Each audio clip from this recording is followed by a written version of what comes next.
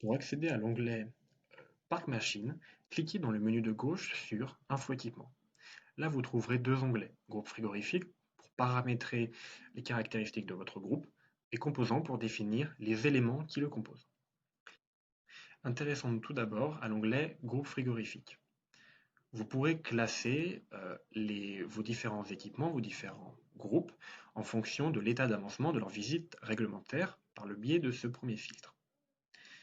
Ensuite, pour créer une nouvelle ligne, cliquez sur le bouton Ajouter une ligne.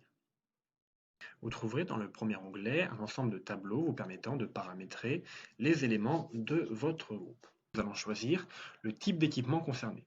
Dans notre cas, prenons une centrale frigorifique. Le repère client étant sa désignation, nous allons mettre STID 1, l'année, son année de construction ou de mise en service, le réseau sur lequel il est connecté et la visibilité de la page. Privé étant visible que par l'utilisateur en question, public logère par logère et public pour tout le monde. Dans données spécifiques, vous allez renseigner les caractéristiques internes de votre centrale frigorifique. Dans notre cas, le nombre de compresseurs, nous allons mettre 2, puissance frigorifique unitaire 100 kW, puissance chaud 350, type de condensation, à choisir selon différents types de technologies existantes. Dans l'onglet fluide, vous pouvez paramétrer le type de fluide en cliquant sur le premier onglet. Nous allons tester avec le R717 et sélectionner sa charge en fluide. Dans notre cas, 500 kg. En fonction de votre charge en fluide, le portail vous indiquera par des relances l'état de votre visite réglementaire. Vous pouvez tout aussi bien ajouter un fluide supplémentaire.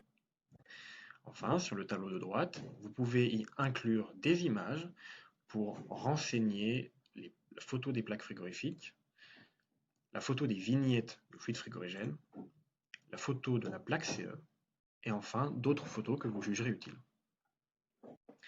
Une fois que vous avez paramétré cette page, cliquez sur Enregistrer. Un message vous indiquera que la page aura été effectivement enregistrée. Cliquez ensuite sur Ajouter, soit dans le menu de droite, où il y a marqué Composants, soit directement dans la page des composants. En cliquant sur Ajouter, vous allez retrouver ce même tableau, mais cette fois avec des types d'équipements différents, des types d'équipements composant le groupe en question. Donc, nous faisons l'exemple avec un compresseur qui a pour repère CP1, l'année 2020, son réseau ne change pas et sa visibilité toujours en privé. Enfin, de la même manière, vous pouvez renseigner les données spécifiques, les détails du composant, notamment sa marque, son modèle et son numéro de série, des photos et le groupe frigorifique sur lequel il est associé. Donc dans notre cas, nous allons cliquer sur STID 1. Enfin, vous pouvez cliquer sur Enregistrer pour associer le composant au groupe.